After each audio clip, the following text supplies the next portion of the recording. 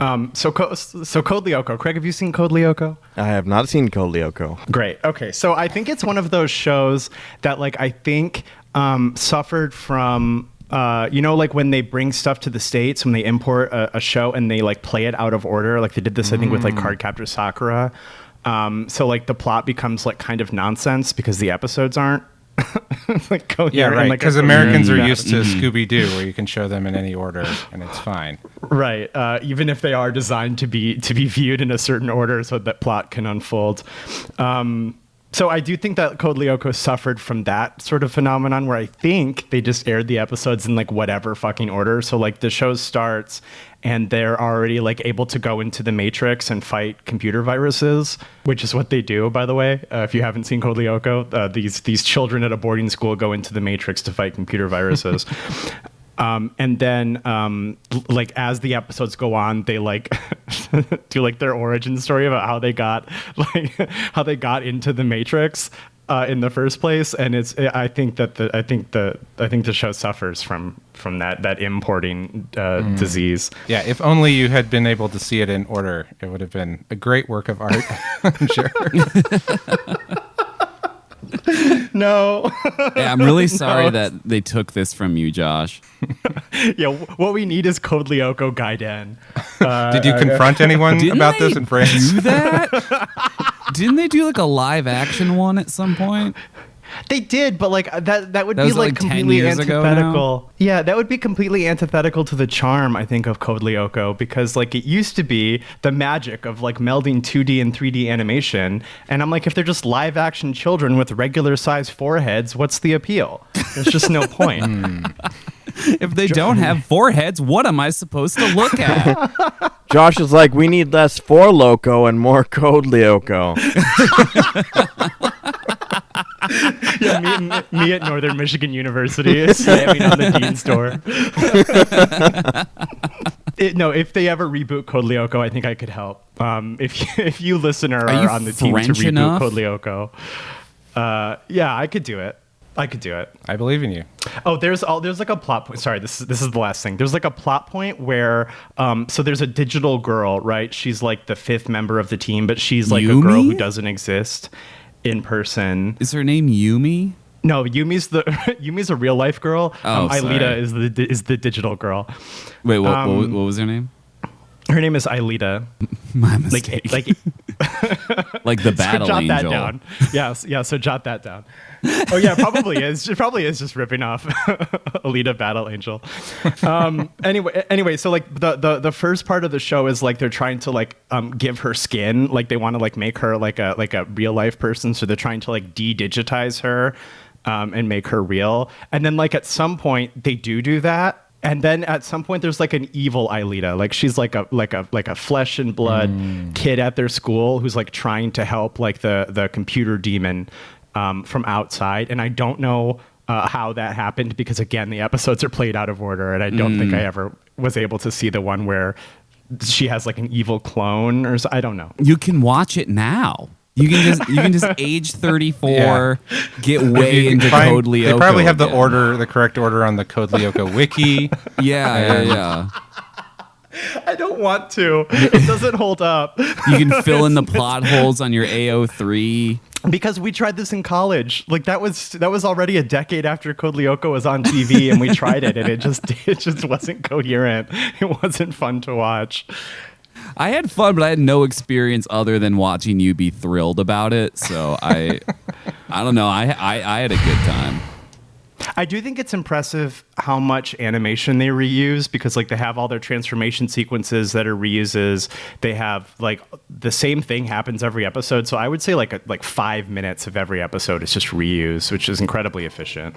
Hey, I mean that's the back of anime has been built on that. Yeah, I was gonna say they're learning every lesson from anime. Yeah, it's like how 3 minutes out of like every episode of Utena are like a girl walking upstairs. It's incredible how much they can use.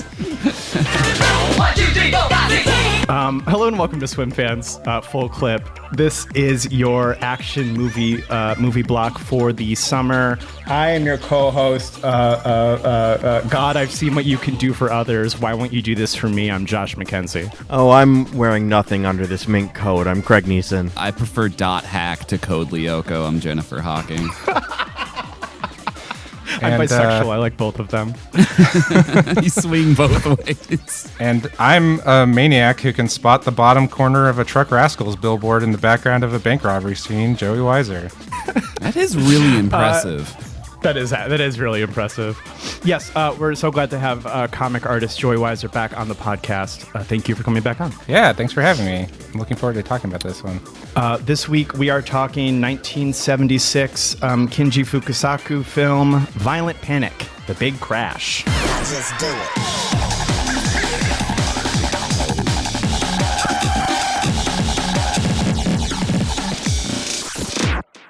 Unlike the other week where we had a machine gun that was not a machine gun, there is a big crash in this movie, I gotta say. It lived up to the name. Truth in advertising. The panic was violent. The panic was violent and the crash was big. Okay, so if you haven't seen Violent Panic: The Big Crash, the movie sort of centers around Takashi Yamanaka. He and his friend are bank robbers, okay? Right at the start of the film, they've hit banks like in several Japanese cities, and they're on to their big score in Kobe. They're going to do like one really big robbery, and then they're going to escape to Brazil. So they've already got their escape plan. They've got their last job, and then they're out. And as Takashi and his friend are robbing the bank, that goes successfully. But as they're making their escape,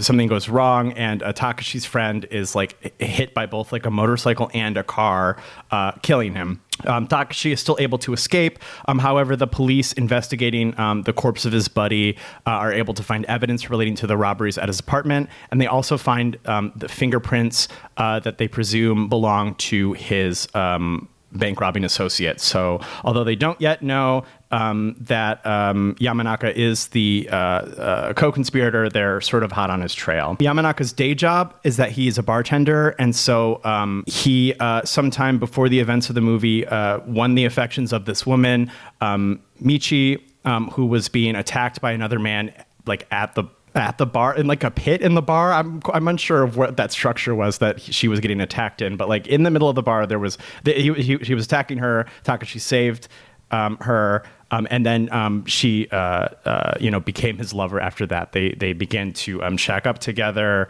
and even though she seems to have a bit of a shoplifting problem, they're still cohabitating, although Takashi's like, you know what, I'm gonna go to Brazil, she can go wherever, I don't really care. So yeah, the cops are hot on the trail. There's a couple B plots about like the various police officers. One who is getting cheated on by his girlfriend. It's sort of all in the background there. But eventually the brother of Takashi's associate, who's a crooked cop himself, is on to Takashi, so he follows him to get the money.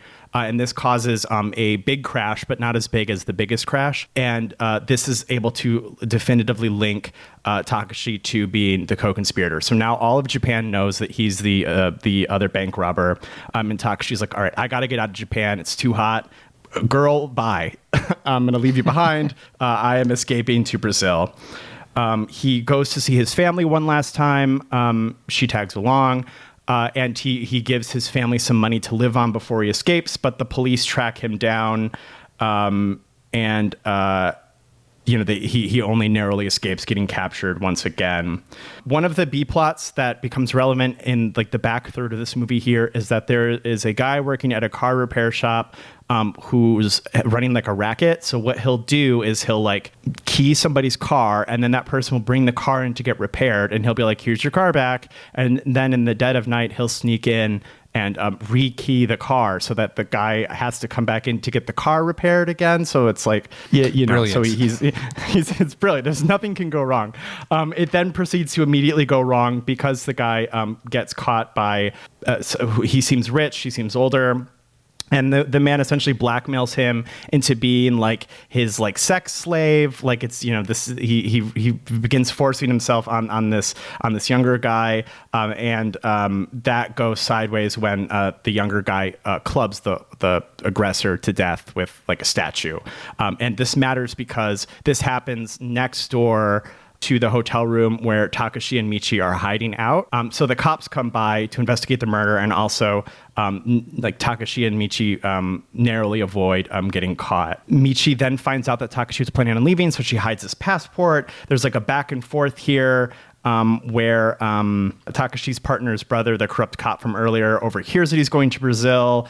Michi like relents and like gives him his passport back. Takashi and the brother fight. He goes back, and then we see that Michi has like tried to kill herself. So he saves her, he revives her, and importantly, he now burns his passport, so he has no plans to leave Japan anytime soon. The final set piece is all action here. So they are, Takashi says, I've lost the money, we're going to do one more bank job, and then we're out. And so they do the job, it goes great, and then the police are pursuing him. The cops are bastards, and so they kill the guy from earlier, the one who killed the man who was assaulting him, and which causes civilians to follow him. The cops kill like a member of a motorcycle gang that's being interviewed by like the NHK, so they follow him. So you've got like civilians and the media and motorcycle gangs and cops all like pursuing these two, and then they're having their own like fights in the middle of this chase. They go from the city to like a field, and you know there's multiple overturned cars, multiple explosions, whatever. Finally, Takashi and Michi, in all of the bedlam, end up in like a lake or a river or something. They find a speedboat, and they are able to escape in the speedboat while the cops are all fighting everybody else. The last shot is said that a few months after they were able to make their escape, there was a bank robbery in Rio de Janeiro in Brazil that got away with like 500,000 USD, implying it to be Takashi and Michi having escaped the country. What did we think of this movie? Yeah, good job. I was curious how granular you're going to get with that plot summary, because it definitely like is a lot of interlocking parts. Mm-hmm. Yeah, there were B, C, and D plots I ignored entirely. Yes, there were. What did you guys think? I liked this quite a bit. I liked that the shaky handheld camera work that we know so well from Battles Without is here, and it's quite lovely to look at, and I think it like complements this kind of like movie really well. I like the car chases. I really liked all the little digressions, like the guy who scratches the car and gets predated on. Like he has like nothing to do with anything outside of some kind of like Vonnegut-esque overly elaborated reason for like why he gets hit by a car at the end, and like who was this guy that got hit by this car. It's like really kind of like fascinating texture to it, and ultimately I felt like I may have cared more about the digressions than I did about the main story, which is like pretty standard stuff. I felt like the more interesting, less stock kind of ideas were held in the periphery of the main story. It's not like the main story is not bad or anything, but it is like kind of just like a structure that I feel like the movie hangs stuff on rather than like, I don't know, being like a character study or something. I like this kind of like 1970s low budget, high ambition action movie. I don't know if genre is the right word, because like they made them all over the world and stuff. So you can get, like there's a bunch of really wild 70s action movies from like Italy and Japan and like, you know, like whatever. I'm not gonna start listing countries. Start listing Axis countries. Germany, Finland for the first half of the 70s. I have like mixed feelings, because like the final chase is like a huge chunk of the movie, and it is fully in shenanigans territories. Like it's so tonally out of place with just how wacky it is compared to a lot of like the more dour tone of the rest of the movie. Ultimately, I like I said, I still liked it. But it does in its own, like it has like sub digressions in the digressions and stuff. Like it's just very, very, very strange. But as for the act of watching it, I was thoroughly entertained for the entire runtime. This was fun as hell. Yeah, I almost feel like the connecting factor with the auto shop guy is just car. You know, it's like here's another car that we can film driving very fast. So, and it's a fancy car, whereas all the other cars are kind of rundown cars. We get like a nice car, and don't worry, we're gonna wreck it. You know. Yeah, I mean, this was fun. Yeah, I mean, it's a vibes based movie. You know, if one is expecting a kind of concrete through line, I mean, it's like there, but it's this movie exists to be, you know, like enjoyment. I love the popcorn kind of nature of it. Yeah, I remember once when I was a child on Newgrounds, there was a Malaysian Flash game that, like, if you like negged a woman enough, like it was like one of those things where you could choose your kind of answer. If you negged the woman that you're with enough and you respected the police enough, then the story would progress and you would win. Yeah, I mean that's what the lead's doing to That's haunting. the love interest here. It's just like he's like, no, it's just like fucking like die, like leave me alone. I'm not even gonna look at you. And she's like, but love me. I need to be with you and I love you. I'm never wearing anything under this mink coat. That's like important. it's critical. I mean, she uses it. It's a diversionary tactic at one point. Yeah, I mean, I think it's funny. I think it's it has a this is something that only like quotes on the back of a movie package do, but it's uproarious. It has a kind of you know. It's salacious, and there's cars, and there's crashes, and there's like almost sodomy, but it doesn't go to sodomy. Instead, it's like, I'm gonna lick your back wound. Yeah. I mean, it's eccentric and it's fun and it's simple, and yeah, it's an enjoyable little thing here. Yeah, I you know, the first movie I brought to the podcast was Big Time Gambling Boss, which I feel like my takeaway from that was it was generally well liked by the panel, but maybe there was a little bit of a feeling of like eating your vegetables or something, like you know, a little like, bit. This was Little interesting. bit. Thank Yeah. you for bringing this interesting thing that now I know more about Japanese film history or something. And so I was like, next time I bring something, I want it to be a little bit more wild. And I had seen this for the first time actually just earlier this year in January, I think. And so maybe that's why it was on top of my mind. But when you came to me with the idea of doing like action movies this summer, I was like, I've got the perfect one. This has a lot of action. It's very fun. It's very wild. And yeah, I kind of like that the tone is all over the place. Like I love, you know, when the firefighters arrive and the hose goes wild and all that stuff. Yeah. You could just hear the Benny Hill music over top of like hideous vehicle injuries. But The lady's just stuck in a burning car, I think. But I feel Yeah. like the kind of like dark side of it is coming from it being a Kinji Fukasaku project, right? That he likes this sort of like nihilist tone, which is interesting that it actually has a pretty uplifting ending, one of his more uplifting endings for sure, where they get away, and it's fun, and I kind of like it for that. Yeah, I don't know. I don't want to go too much in depth about it just yet. What were your general feelings, Josh? I adored this. I loved everything about this. I mean, this is only maybe my second or third Fukasaku film that I've seen, but like, I don't know. I think he's like one of my favorite guys. I think I love everything about this from top to bottom, and I felt much the same about Battles Without as well. I think that there is such a cool look, like just visually to Japan in the 70s.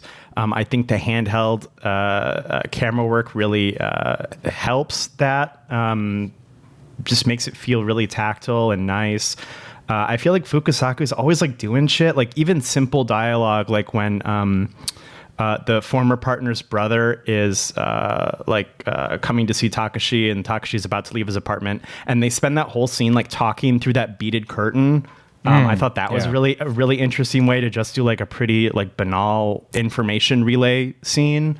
Yeah, everything about this movie is really seductive. I think like the leads here are like super hot. So like to see them be like disaffected and nihilistic, it's super hot.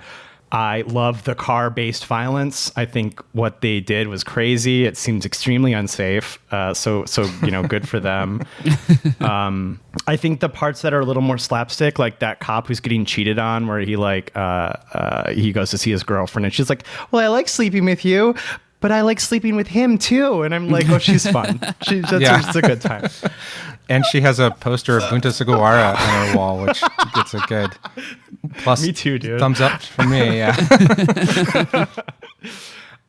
So I mean, for me, like everything about this movie works. As I said on a previous episode, I just think I have so much patience for like Japanese crime films, Yakuza movies, like even when they're like pretty much the same thing that you've seen already. I just delight so much in because they're all made from like, the 60s to the early 90s. They have such a nice visual grain to them. There's always something interesting to see because, before Japan is as westernized as it is now. So like you genuinely see different things on screen than like you're used to seeing in your day-to-day life. So like it's often visually lovely. I think the music's really fun. I think this should happen to me. I'm tired of trying to find a job. I'm tired of paying my taxes. I just want to go on a crime spree with a handsome guy. And I think that's okay to dream about as our country falls apart in real time. No, I loved this. I really did. I loved everything about it. Yeah. Speaking of it, like comparing it to Yakuza movies, right? What you were just saying. If you'll indulge me for a second, I thought it might be helpful to kind of set the scene of like when this was made and like why it was made. So like the 70s for Toei Studios, the studio is particularly known for Yakuza movies.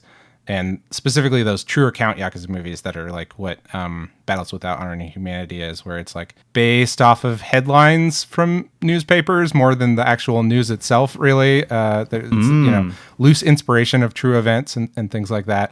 And there's that sort of like chaotic exploitation type energy to them and stuff like that. But by the later half of the 70s, like Yakuza movies had started to kind of fall out of favor a bit. Like attendance was starting to go down, and there was also the studio was getting like real world pressure to stop making them. Like the police were like constantly hassling them about like how they were being depicted on screen.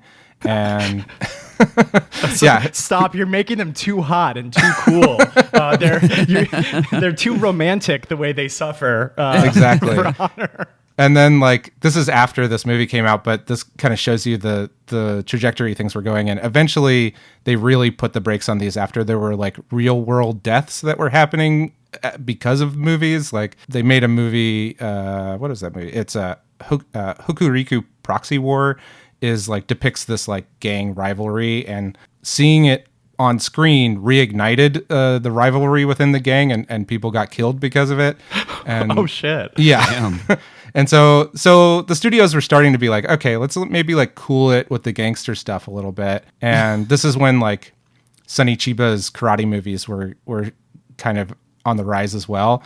But in particular, there was a surprise hit film, which I'm going to reference again, which is the Truck Rascals movies, or Truck Yarrow, if you swing that way. Toei didn't really expect those to be a big hit, but then they were a huge success, and they ended up making 10 films in 5 years.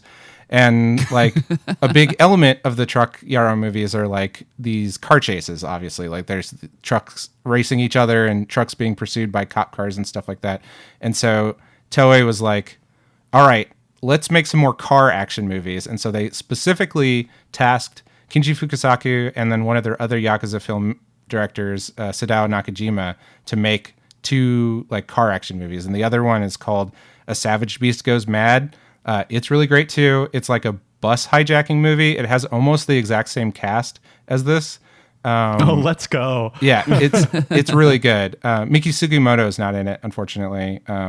Michi character from who you probably may remember from Terrifying Girls High School. But yeah. Did you remember her, Jen? No. Which was she one of the main girls? I think so. Yeah, she would have been like one of the main characters. Like, I don't do you remember which one. Those terrifying, all those like girl gang movies. There's kind of like Miki Sugimoto and Reiko Ike are the two stars that tend to be in one or the other or both of them. Miki Sugimoto definitely is in Terrifying Girls High School. I saw her in the cast. I haven't seen that movie in years and years. So, but she's the fur coat Michi in this. Oh my movie. God. Yeah, but anyway, so that movie came out, and then this movie came out both in the same year. And then after this, like, Yakuza movies continued coming out, but they had a lot more car action and stuff in them too. So that was kind of the thought behind this is like, we want to blow some stuff. We want something exciting and thrilling and kind of like exploitation-y on screen that isn't literally about organized crime, you know? Not inspiring children to join the mob, yeah. But yeah, I love the lead in this, Tsunehiko Watase. He's a great actor. He's in a lot of like action stuff, a lot of genre stuff. He's the younger brother of Tetsuya Watari, who's the actor from Tokyo Drifter and a bunch of stuff, who arguably was a bigger star than Watase ever was, but he was kind of, his heyday was in the 60s, and Watase's heyday was in the 70s, basically. He's great. The other two cast members I want to shout out are the Takazo Kawatani plays that like horny cop, you know, the little guy. And Hideo Murata plays the dead partner's brother who's on pursuit, chasing after Yamanaka. And like Kawatani, the cop guy, these guys are both members of this group of actors called the Piranha Army that are these like background actors that are in a bunch of Toei movies. And Kawatani is famous for his on-screen deaths. He's nicknamed the 3,000 times killed man because he was supposedly killed 3,000 times on screen. I don't think that's an accurate number, but it gives you the idea. That's a sick fucking name, though. I know, man. He's the best. And I think it became kind of an in-joke amongst the directors. Like, if you spot him in a movie, especially if he's a background character, like, keep your eye on him because he's going to die in a, like, usually pretty outlandish way. He's like maybe most famous for being in the Sonny Chiba movie, The Street Fighter. He's the guy that gets punched in the head and then it cuts to a X-ray of a fractured skull. No shit. Yeah. Legend. So that's him. And then you Murata. Gotta figure filmmakers at a certain point would be like, "Oh, we gotta kill him now," and it's like, well, this is like a romantic comedy. People don't normally die in it. Like, it doesn't matter. He's in it. No, it's got to happen. Yeah, can we turn his spine into toothpicks? By like a falling piano in the background of a shot or something? Yeah, totally. Yeah, and then Murata is the brother, right? And he's this like super tall guy. He's in a ton of Yakuza movies. This is kind of like an in-joke amongst Yakuza movie fans that he's like always your top watched actor on Letterboxd because he's just in every Toei movie basically. And so if you watch enough Yakuza movies, he'll creep up there. Yeah, and he's great. He has a real like intensity to him. I think that's very effective. And I love seeing him driving that pickup truck around. Yeah, he really does have, because especially in this film, the camera spends so much time with him, like in like a sort of like a close, medium close type shot, and he's always like looking directly down the lens of the camera, kind of just burning holes into either Yamanaka or that old guy whose neck he snaps in the mannequin hell apartment. Another plot line I left out of the plot summary.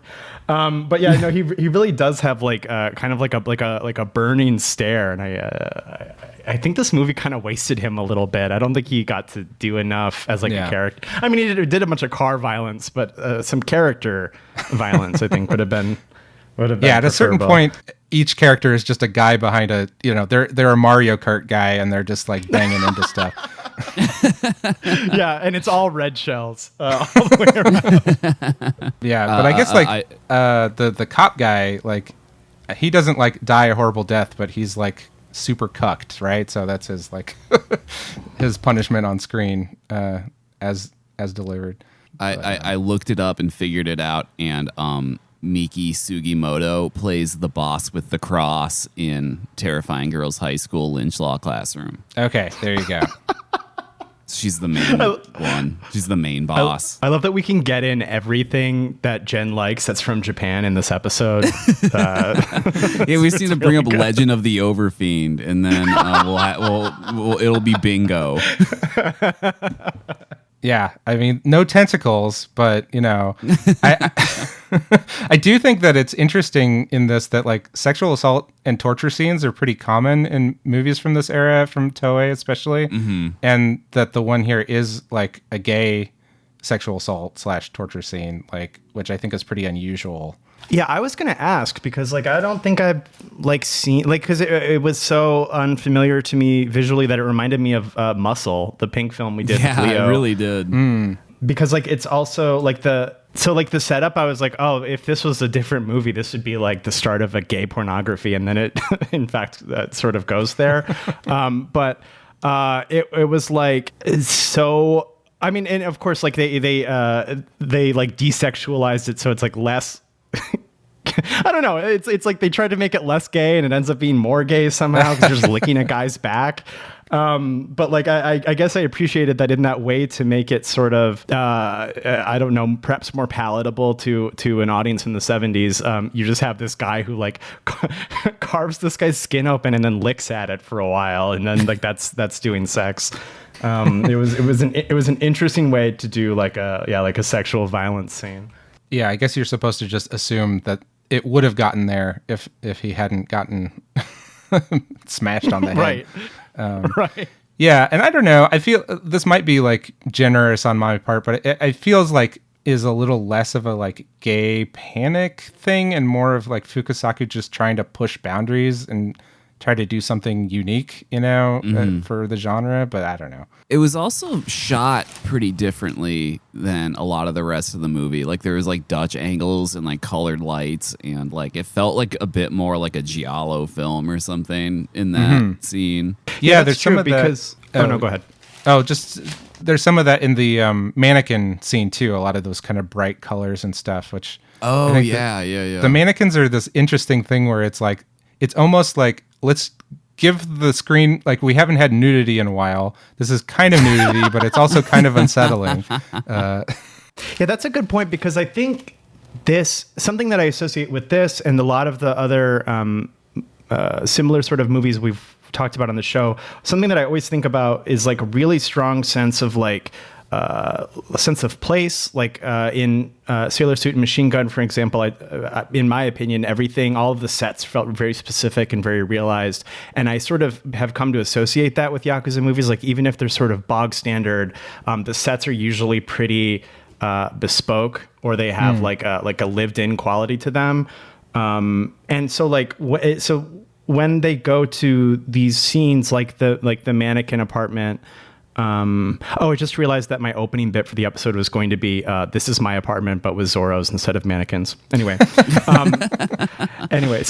so when they're at the mannequin apartment or like that assault scene, like it really does sort of lose that really solid sense of place that I've come to associate with the genre, and it does take on this more. Yeah, I mean, I guess giallo is like the best term for it. It's like sort of like a dark room with like a green gel somewhere in the background. It takes on, I don't know, it's almost like an otherworldly quality because it's so starkly different from the rest of the places. And to bring it back to Toei, it also kind of reminded me of oh my god, Female Prisoner, 701 Scorpion, like those flashbacks and stuff. For sure. Yeah, I don't know. Fukasaku is interesting because he's a director that transforms a lot over the decades and stuff. And I don't know if any of you have seen his Black Lizard movie. It's really good, but it's earlier in his career, and it is a lot more surreal in that way, with like colored lights and weird kind of more set-like background. Like there's a castle in it, and I don't know. It's a very different kind of movie. Okay, no, I would like to see that though. Yeah, it's cool. And the main kind of seductress queen of crime in that is actually played by a male actor, Akihiro Miwa. So it's interesting in that way too. It kind of relates to what we were talking about. Oh, and it's based on an Edogawa novel, so all of the character names are just from Detective Conan. Oh yeah, and it's based on a that's just fun play by what's his. Oh, it's Mishima. Yeah, Mishima. Yeah. It's a Mishima thing. And Mishima has a cameo in it as well. All your faves are here. Yeah. We're just running down the list.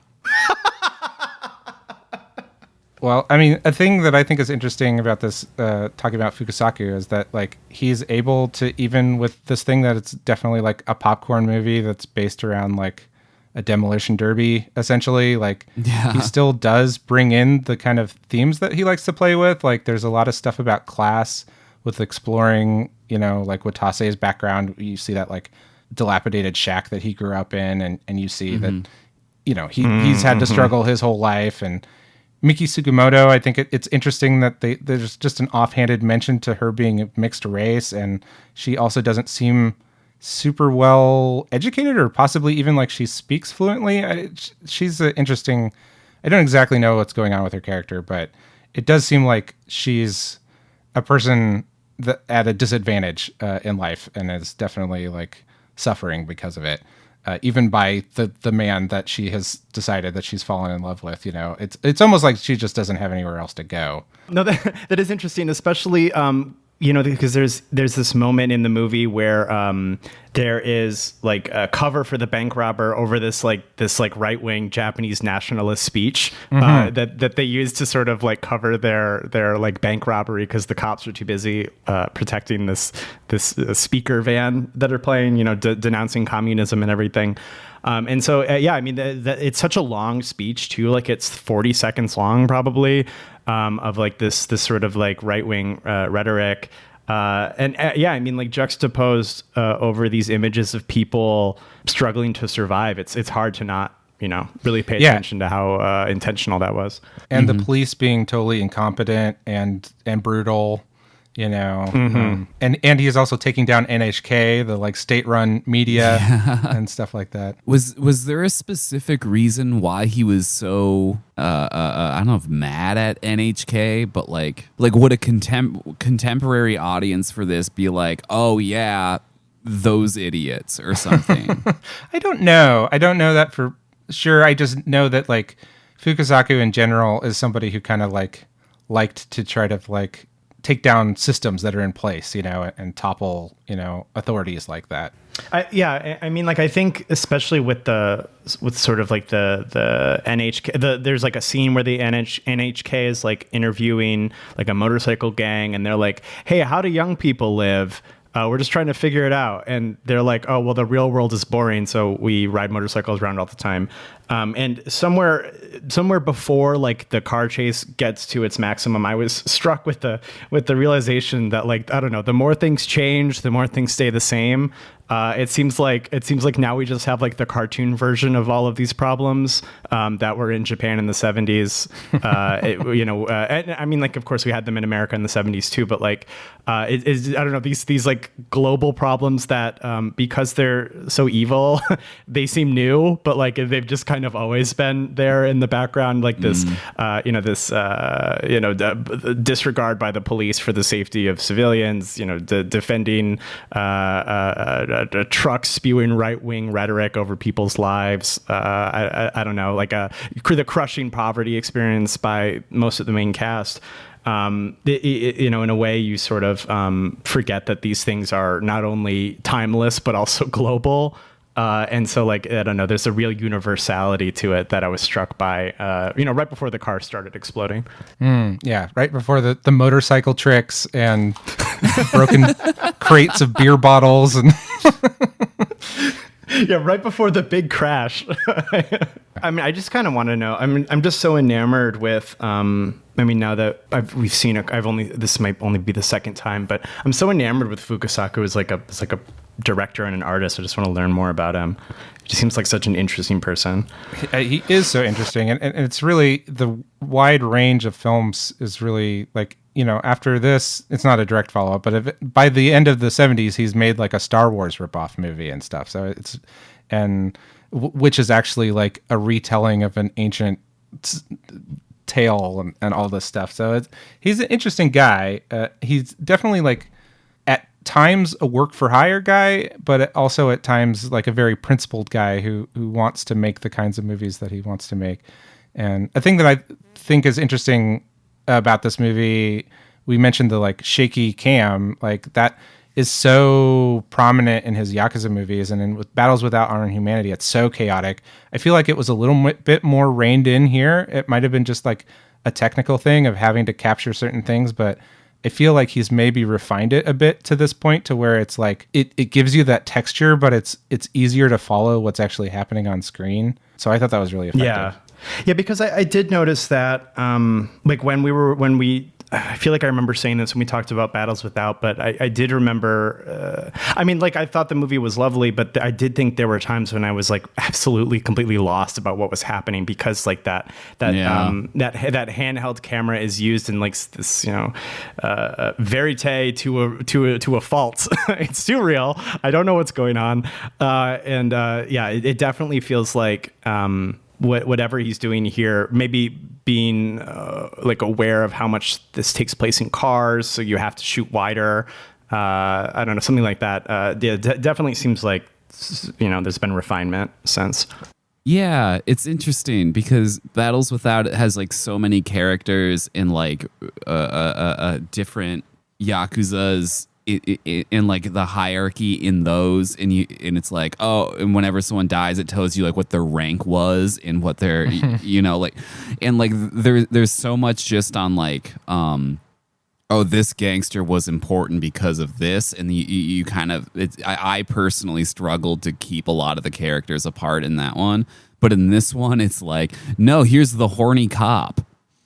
No, this is the drunk guy. Yeah, I mean, they're a lot broader, but This I feel is like the the guy thing who with keys Battles cars. is that there's a lot of posturing to try to like make it feel like this is real, like this is the way it really is. Yeah. And in this, he's like let that go a little bit, and it's a lot sillier, but it's still like can kind of touch on the serious stuff that he likes to make films about. Yeah, so I don't know. I mean, I love the Battles Without Honor and Humanity movies. Don't get me wrong; they get a little bit, they get even more convoluted and hard to follow as they go on. But I think they're great. No, that wasn't like a knock against it or anything. Yeah. I fully agree. It seems like some sort of like Michael Mann-esque realism going on in that. But I did appreciate that like the guy who keyed the car went away for like a half hour, and then when he came back, I was like, oh, okay, I remember that guy. He's the guy who keys the car, and that's the guy whose car he keyed. Oh no. Yeah. He's not Yeah, just you just another kept saying, snarling "Oh, no." guy in aviator shades. Oh, by the way, sorry. Speaking of aviator shades, that fit where he's at the airport and he's in like that leather coat with like the cravat and like the aviators, like his like leather daddy look almost. Incredible fit. Top 3 of the movie for sure. I like the plaid jacket personally, the checkerboard plaid jacket. But That was yeah, a sick it's look. okay. Yeah. Yeah, I love that. I that mink coat she has too. It's so good. Yeah. I was confused because like the guy who was like, well, we can't sell it because she's soiled it. 200,000 yen, please. And then like she didn't have the jacket again for a while, and I'm like, did they not let her keep the coat? Like, they bought the coat, and then she's in like a different like trench coat or whatever, and I'm like, no, bring back the fur coat. I love the fur coat. Yeah. And then it comes back, but It's basically what my Sprawl character was wearing. no, literally. The next time we do the game, Jennifer 2 can have a bigger, furrier coat. I think what I love so much about movies from this era, and I mean, you definitely see it, I think, in American film as well, is just how much, because there was so much less of a distinction, and because, maybe the genres were so much bigger, but it seems like these filmmakers, because they have to make money, so like many of them, like Kiyoshi Kurosawa, like get their start like in pink film, right? Mm-hmm. And then that sort of DNA stays. And I think a lot of that sort of working in a low budget sort of paradigm there where like yeah, I don't know, your best special effect is nudity, right? Your cheapest special effect is nudity. I think it really adds something to the work in a way that just really makes me like love films in this era, like world film, not just specifically Japanese film, but like back when people were just their skill set was filmmaking, so they did whatever movie making was going to pay them money, and then that sort of gets rolled up in their look, in their eye, and then you see these movies from directors making movies that aren't like pornographic, that still have like some of that like titillation to them. I miss that. Yeah. I miss a guy who likes to look behind the camera. How are we supposed to get more Abel Ferreras in this world without like an ambitious pornography industry?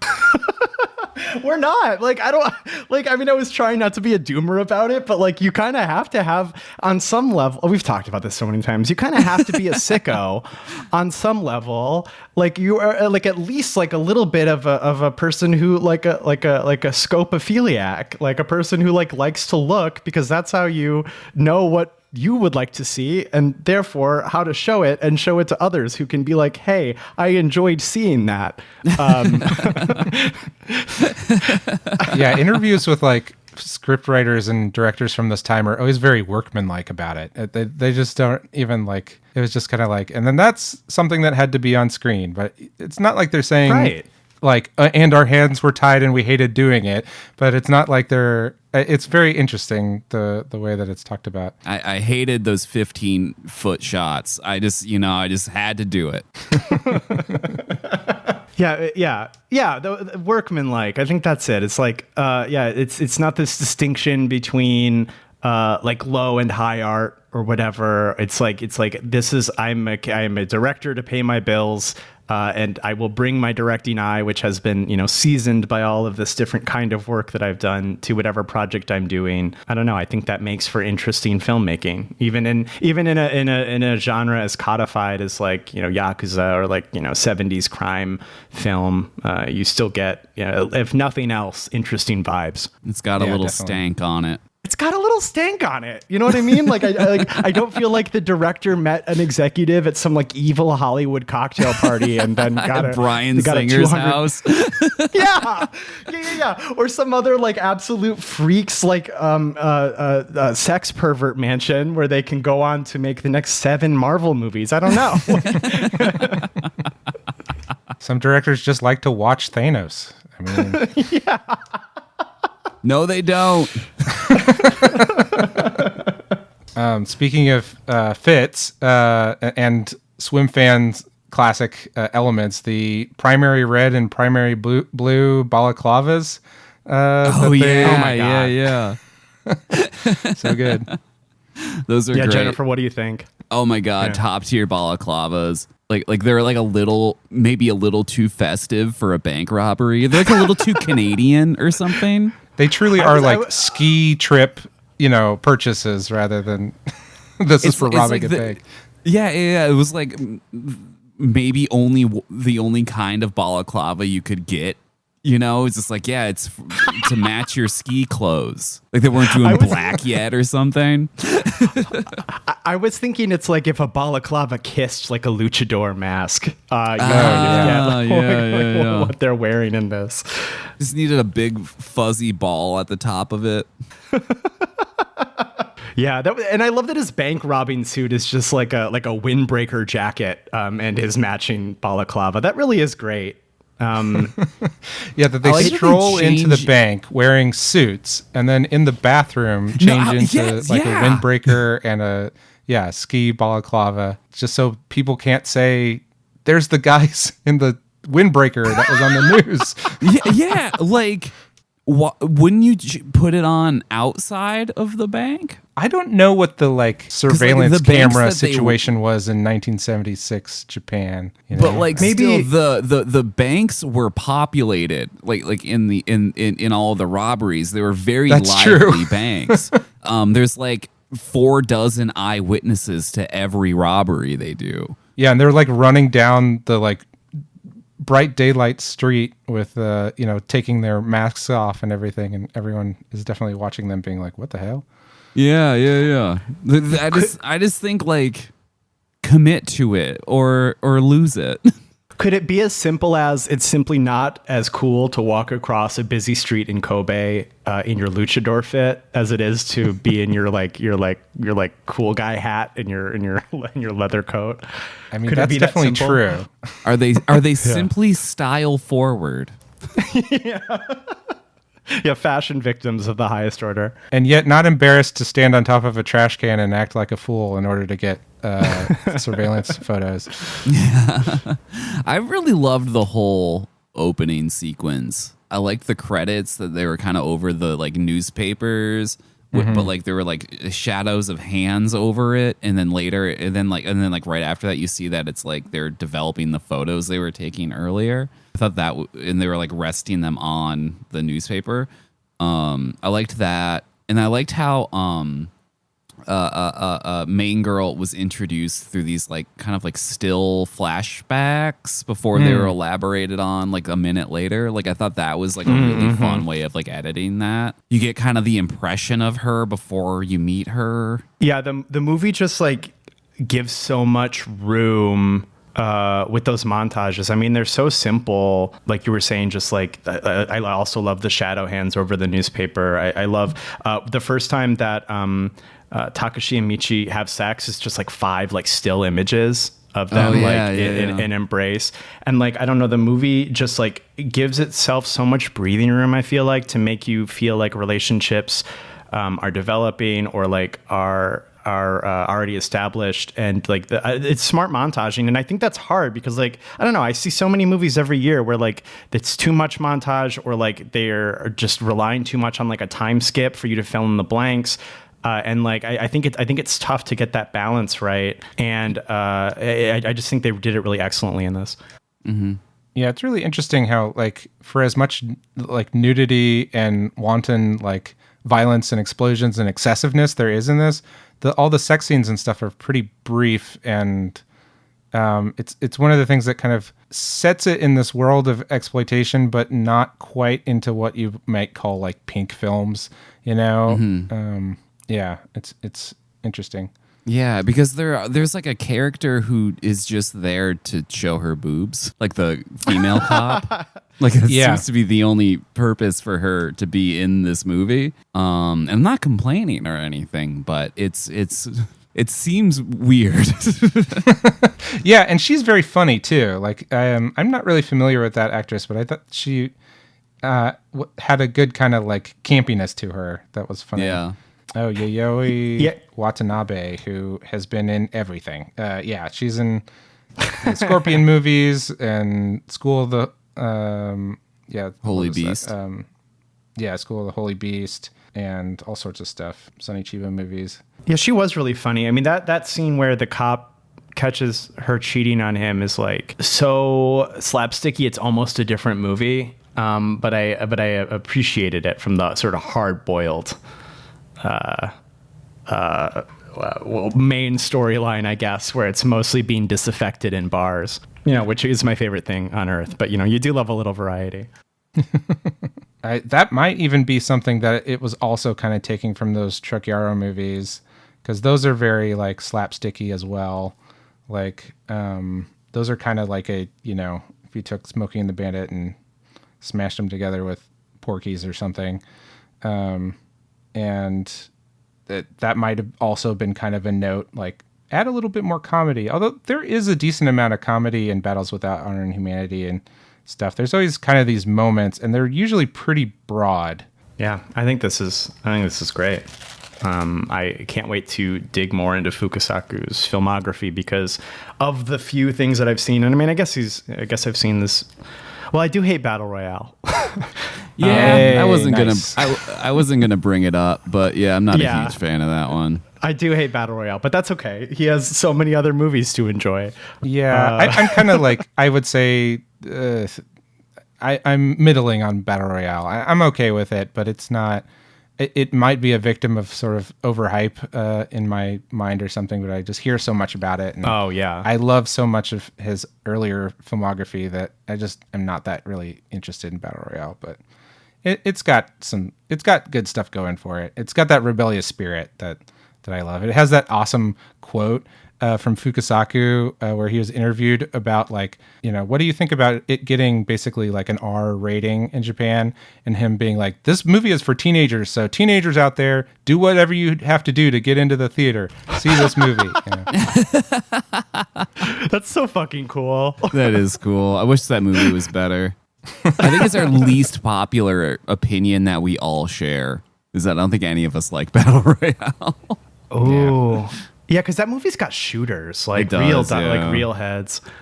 Well, it was like unavailable for a long time in America, and like, so like it had like this kind of like, oh my god, have you seen this thing? It's like kids killing each other, and it's like, and by the time it came out, we had like the Hunger Games or whatever. Like, and it was like, yeah, that's fine.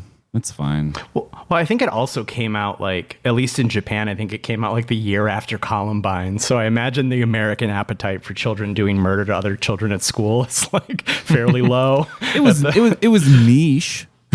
I think that's one of the things that, gave it kind of this very dangerous feel in America. Yeah. It felt like a banned film or something like that. Sure. You know, and those always have a little more juice to them.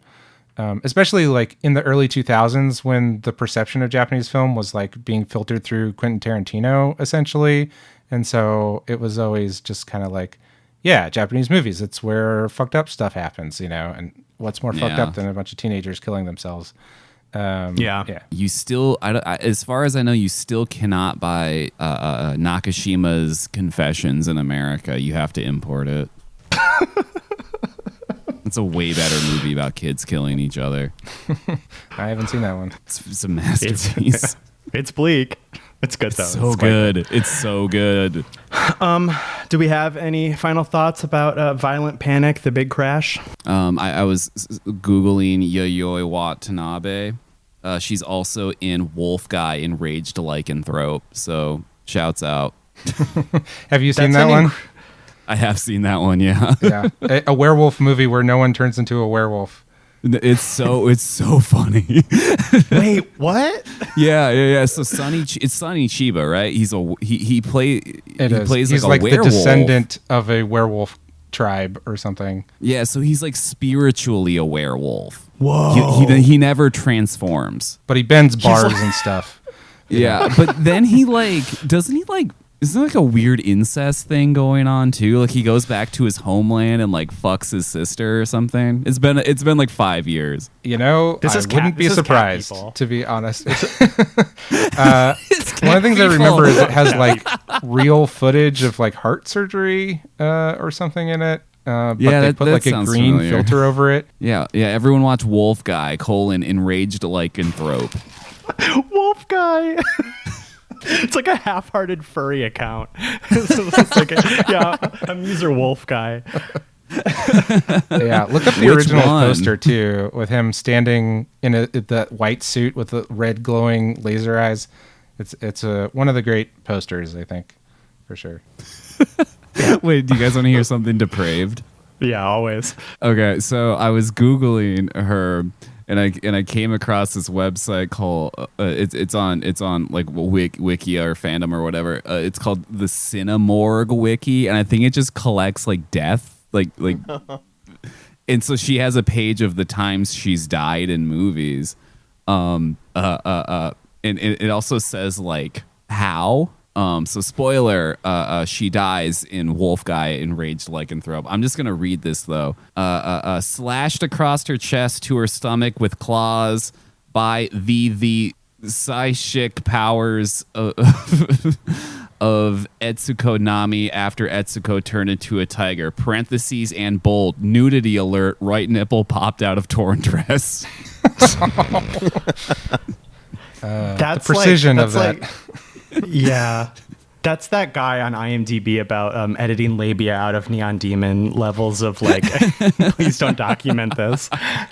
Personally, I don't know if comment- we should be speaking about show sponsors like this on the podcast.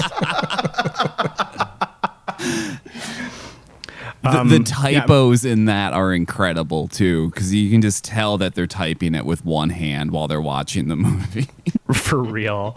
Yeah, my last thought is this is my entire review of the movie is I love this for you, Michi, but it should have been me. So One day, Josh. one day. One day you'll find him. I gave this 4.5 stars. I think it's stupendous.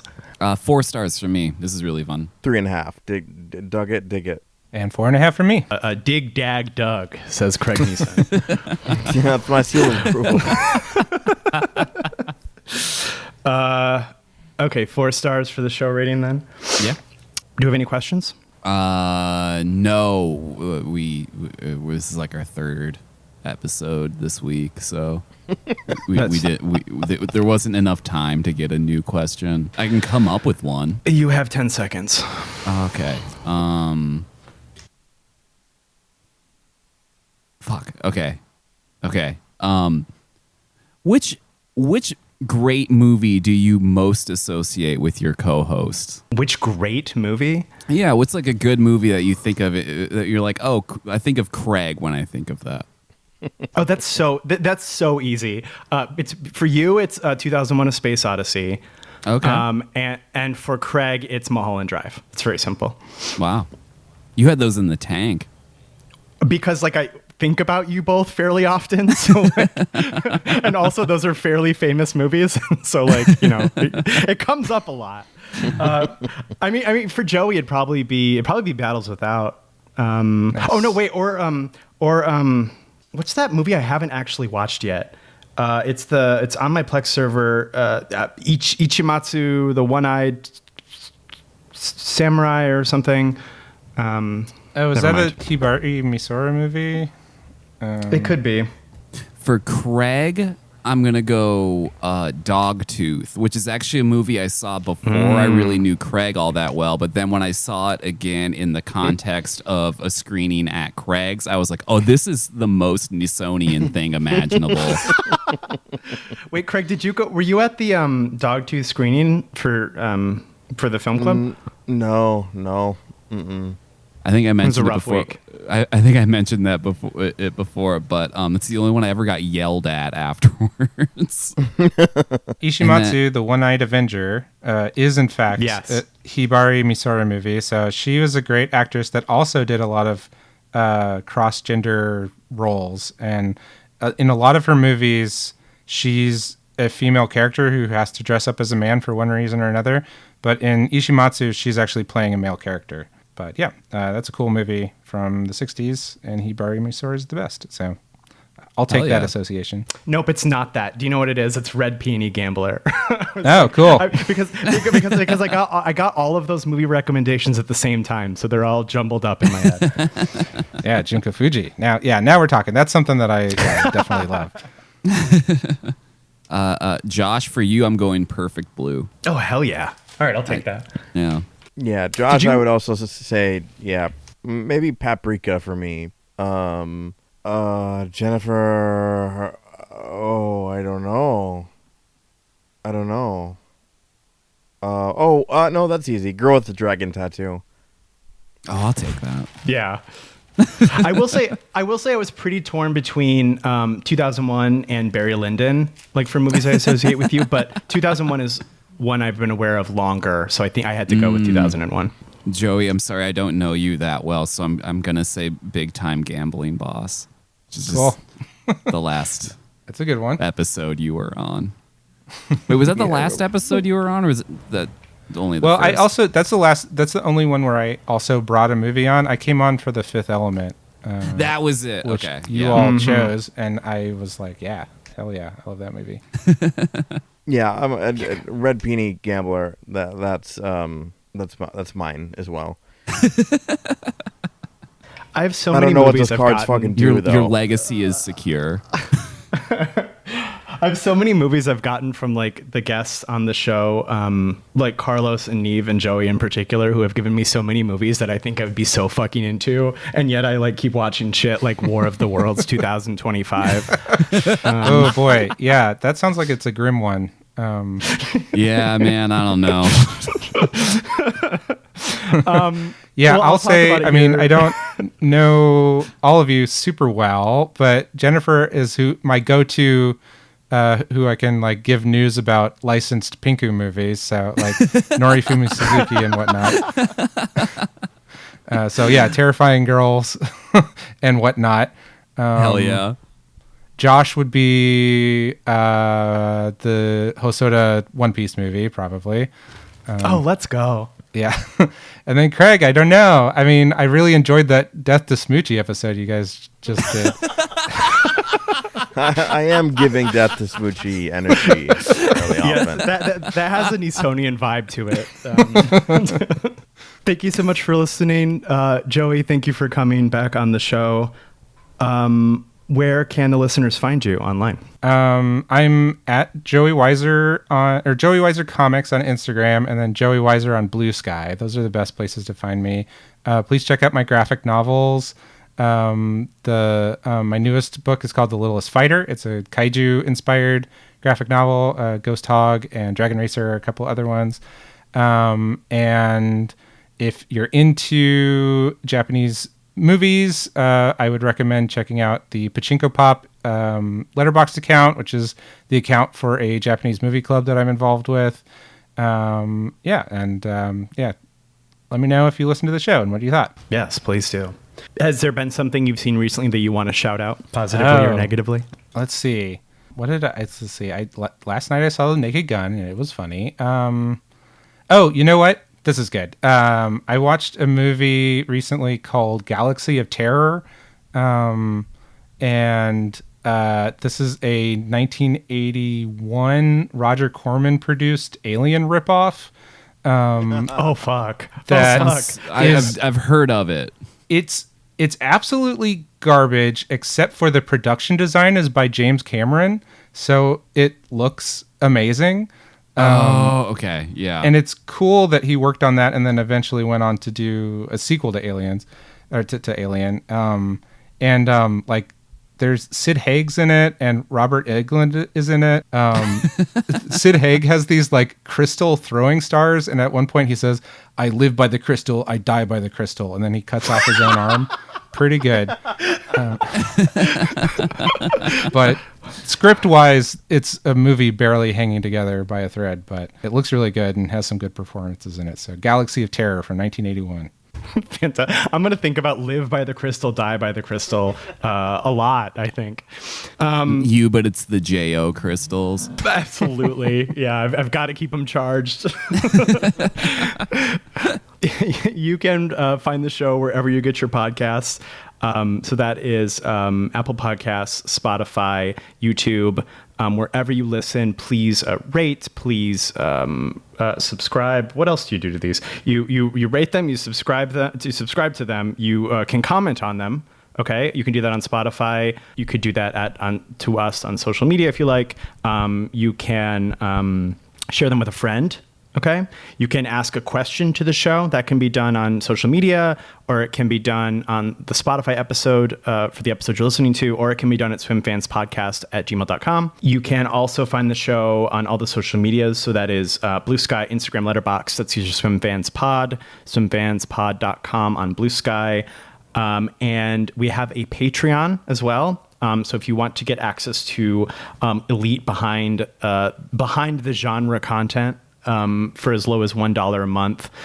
You can hear us, of course, talk about things outside of the general oeuvre. You can hear guests such as Joey talk about movies outside of the general sort of vibe on Swim Fans. So if you're interested, please do subscribe over on Patreon. And thank you to all of our patrons.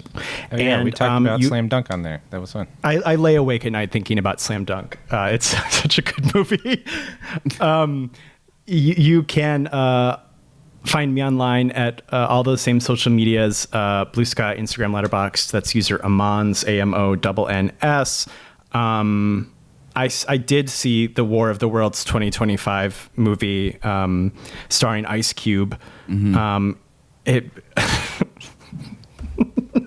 it's the bleakest thing I ever saw in my life, you guys. It's like it was so incredibly badly made. It was so incredibly joyless. The main character was like Amazon and like Microsoft Teams, which is the bleakest thing I've ever seen in my fucking life. Man. I am like 85% sure it was written by AI because like the dialogue was so stilted and so unnatural that like it's not, there's no spark of humanity in the movie.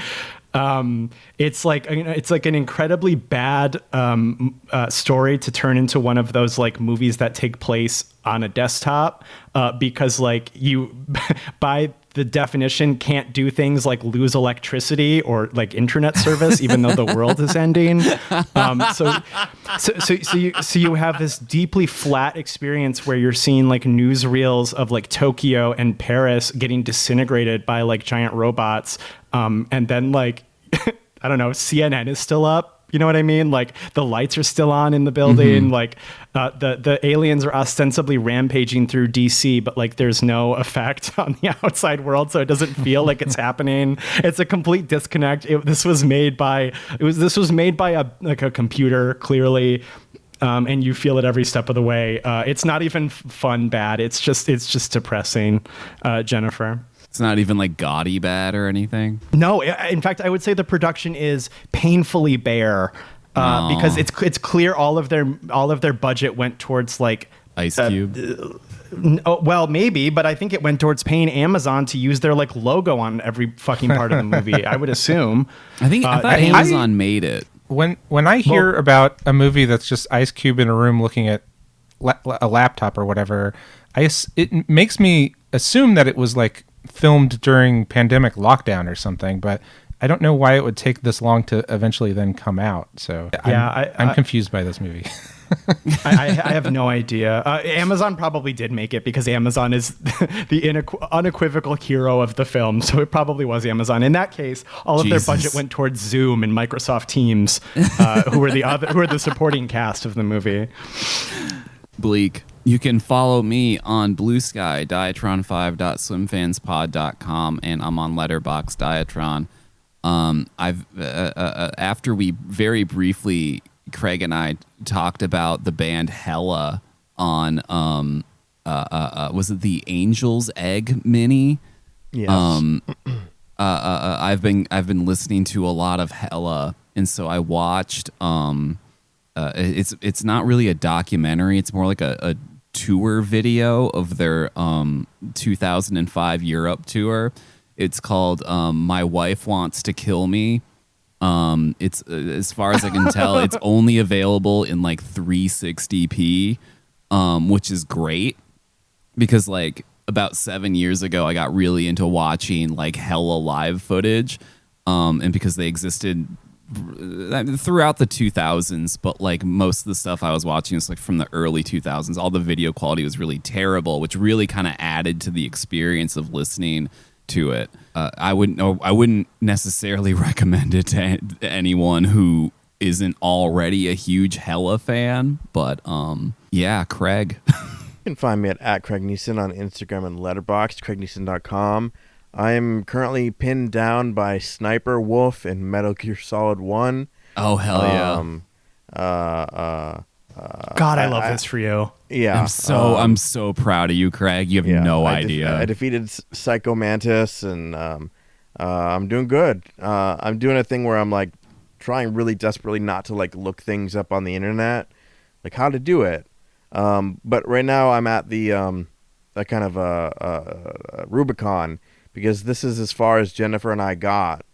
I think we got to. Did we get to the thing that happens after the Sniper Wolf hallway battle? So, if we did, I don't remember it. Oh, okay. Yeah. So now I feel like I'm completely in the dark. Training wheels are coming off. Exactly. This is training day. I've just smoked the crack cocaine. It's time to get murdered in a bathtub. Craig, Hell if yeah. you start feeling weird about Solid Snake, you have to talk to me about it. If you want incredibly cryptic advice, let me know. I have most of that game there memorized. are two paths for you. Yeah. I can just call Mei Ling on the fucking phone if I want that. Thank you again, guest Joey Weiser. And we will see you here. Same SwimFans time, same SwimFans place. Bye-bye. Bye. Bye.